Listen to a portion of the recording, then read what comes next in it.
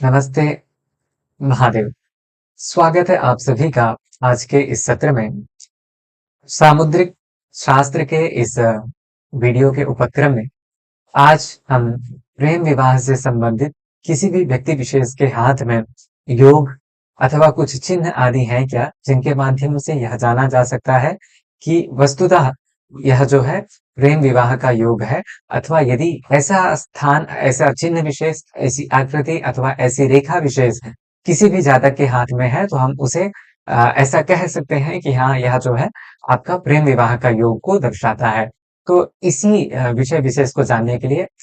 यदि आप अपने हाथ में भी जानना चाहते हैं कि आपके हाथ में प्रेम विवाह का योग है अथवा नहीं, तो आप इस वीडियो में बने रह सकते हैं। निश्चित तौर पर मुझे पूर्ण विश्वास है कि यह जानकारी आपको पूर्णतया जो है अच्छी लगेगी, तथा आप पूर्णतया इस जानकारी के माध्यम से समर्थ भी होंगे कि हाँ, आपके हाथ में यह योग विद्यमान है या नहीं। तो आरंभ करते हैं। यहाँ पर हमने दो चीजों का ध्यान रखा है। सर्वप्रथम यह कि पहले हमने आपके लिए नोट्स रूप में एक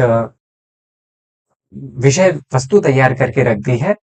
यहाँ पर आप जो है देख पा रहे होंगे कि कुछ नोट्स के रूप में यहाँ पर 4 जो है योग विशेष आपके लिए लिखे गए हैं, तथा इसी के साक्षात बगल में आप देखेंगे कि एक हाथ का पूरा जो है हाथ की जो हथेली होती है, इसका एक आकृति आपके समक्ष विद्यमान है। तो 2 चीजें यहाँ पर सर्वप्रथम हम योग विशेषों को जानेंगे, तदुपरांत इसका जो प्रैक्टिकल है, प्रायोगिक पक्ष, इसको हम हाथ के इस आकृति विशेष में देखेंगे। सर्वप्रथम एक योग जो निकल करके आता है वह यह है कि बृहस्पति का जो स्थान होता है, बृहस्पति का भाग, अर्थात यदि आप हाथ में देखना चाहेंगे तो यह जो स्थान विशेष है, इस प्रकार से यहाँ पर यह जो आकृति अथवा इतना जो भाग विशेष होता है, यह जो है बृहस्पति पर्वत के नाम से जाना जाता है। हाथ में कौन सा स्थान, हाथ की हथेली में कौन सा स्थान अथवा कौन सी रेखा किस नाम से जानी जाती है, इसके विषय में भी मैंने एक वीडियो बना रखी है, जहाँ पर हथेली के समस्त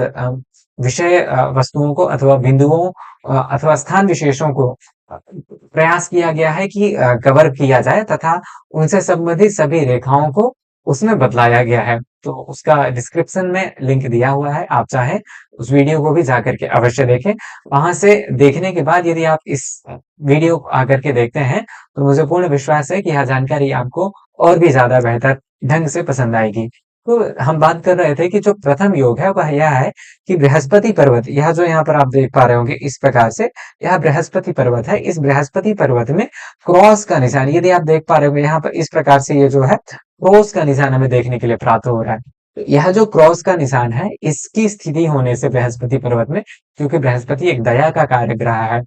बृहस्पति ज्ञान का कारक रहा है, कि कोई भी व्यक्ति यदि विवाह अथवा प्रेम संबंधों में है, तो वह कभी भी यदि बृहस्पति के इस स्थान विशेष में ऐसे आकृति अथवा चिन्ह है, तो वह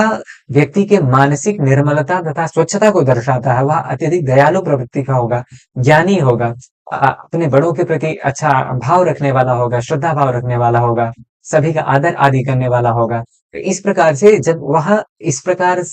प्रकार की मानसिकता से युक्त कोई भी व्यक्ति विशेष जब किसी भी स्त्री के साथ अथवा किसी के भी मतलब यदि कोई स्त्री तो हो तो पुरुष अथवा पुरुष हो तो स्त्री के साथ जब जुड़ता है, तो वह एक निर्मल तथा स्वच्छ मन से जुड़ता है, और इस प्रकार की रेखाएं उसे बहुत ही ज्यादा मतलब मानसिक रूप से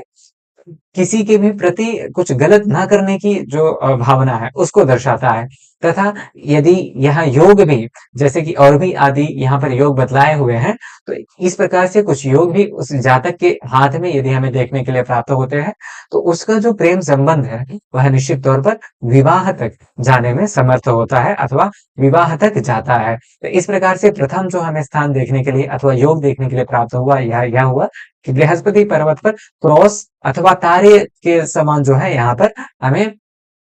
चिन्ह देखने के लिए प्राप्त हो। दूसरा यहाँ पर निकल करके आता है कि भाग्य रेखा से जो चंद्र पर्वत है, चंद्र पर्वत से जो है भाग्य रेखा निकलती हो, वह बृहस्पति पर्वत तक जाए, शनि पर्वत तक जाए, यह कुछ विषय नहीं है। उसका निकलना जो है वस्तु, क्योंकि यहाँ पर होता क्या है, आप ये देख रहे होंगे, यह जो है यहाँ पर ये भाग्य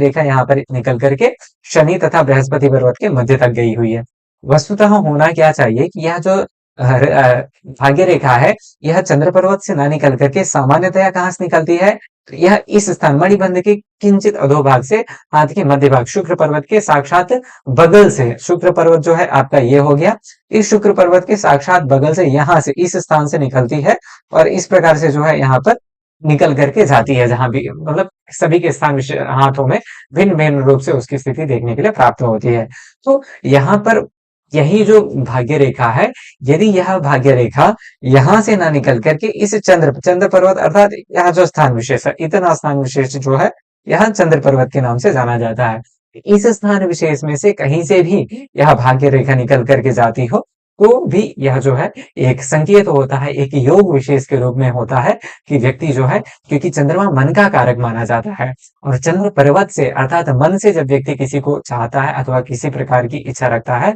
और इस प्रकार का योग जो है निकल करके मतलब घटित होता है उसके हाथ में, तो निश्चित तौर पर वहां यह विवाह तक यदि कोई प्रेम संबंध में है तो उसको प्रेम विवाह तक जो है यह योग लेकर के जाता है।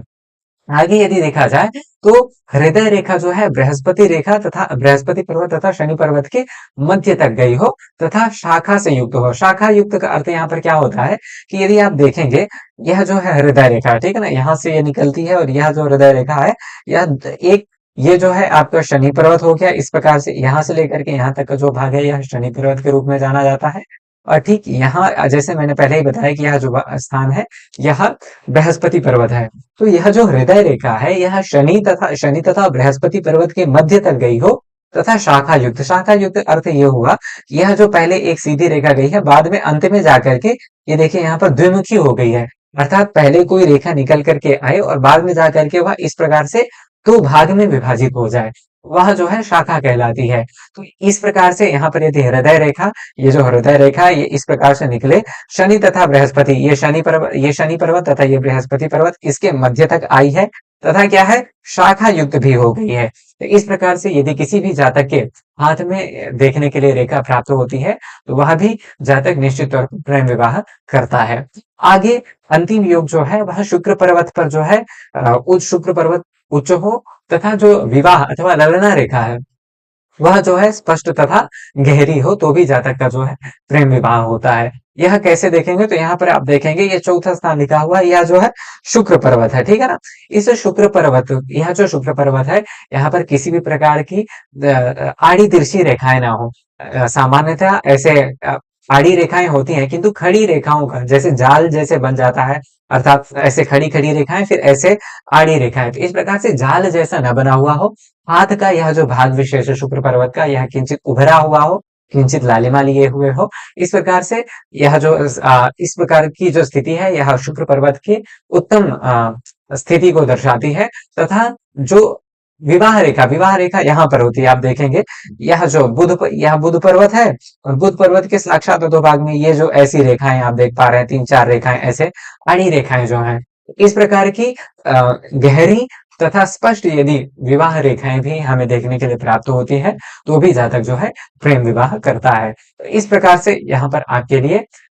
प्रेम विवाह से संबंधित योग की जानकारी थी। आशा है कि संपूर्ण जानकारी आपको यहाँ पर प्राप्त हो गई होगी।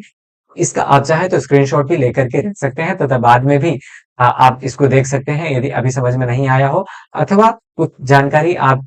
मतलब यदि यहाँ पर नहीं समझ में आ रही तो कमेंट के माध्यम से भी अपनी बात रख सकते हैं, मैं वहां पर भी आपको उत्तर देने का प्रयास करूंगा। तथा यदि आपकी व्यक्तिगत कुछ सुझाव है कि हाँ इस विषय विशेष पर वीडियो आपको बनाना चाहिए तो भी वह भी आप कमेंट के माध्यम से अथवा किसी प्रकार से संपर्क सूत्र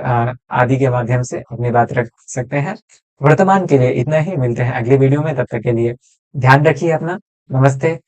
महादेव।